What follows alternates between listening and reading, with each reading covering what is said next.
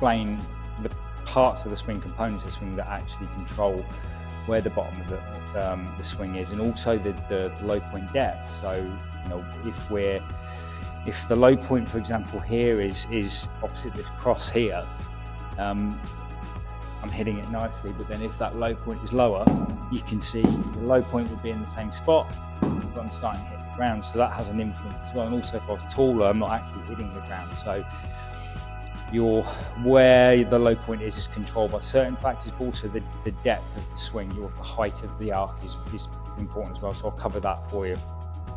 So the first two pieces that control bottom of the swing is going to be the sternum and your belt buckle or centre hips. So what you notice with whether a player shifts off the ball or whether the player stays or stacked, as I mentioned, stack and tilt earlier. So two examples I give would be Fleetwood and McIlroy. So McIlroy will be much more moving to the right.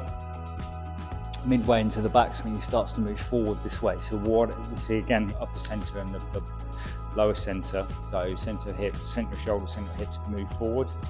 Someone like Fleetwood, more like myself, I prefer stacking more, staying in the left side, moving forward.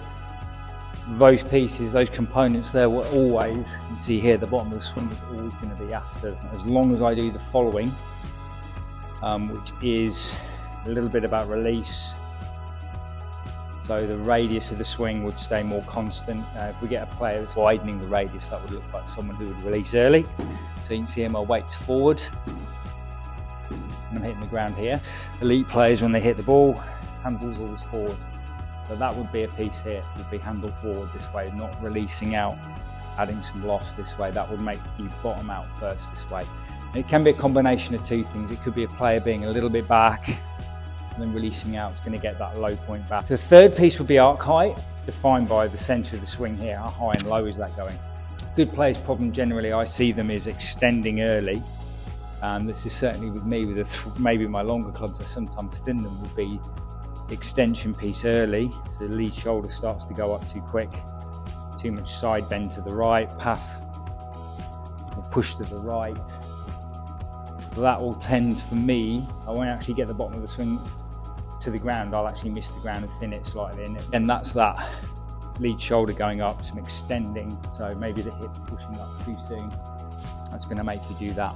If I was just practice low point forwards, what I would get you to do is to set up with the weight forward, or you can do it dynamically, like I said to you, backswing, move forward, or set up with the hips, shoulders forward, and make a swing feeling that I change my knee flex and my shoulder works down. And as I come through, I would tuck my hips and keep my arms straight. The tucking of the hips is also an upward movement, but what it's doing is keeping the weight moving forward.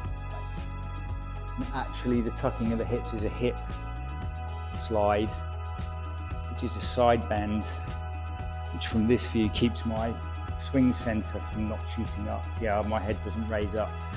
If I extend without the side bend, I come up. Yeah, I've got the side bend and it kept my head on the wall. So that would then make the bottom of the swing touch the ground.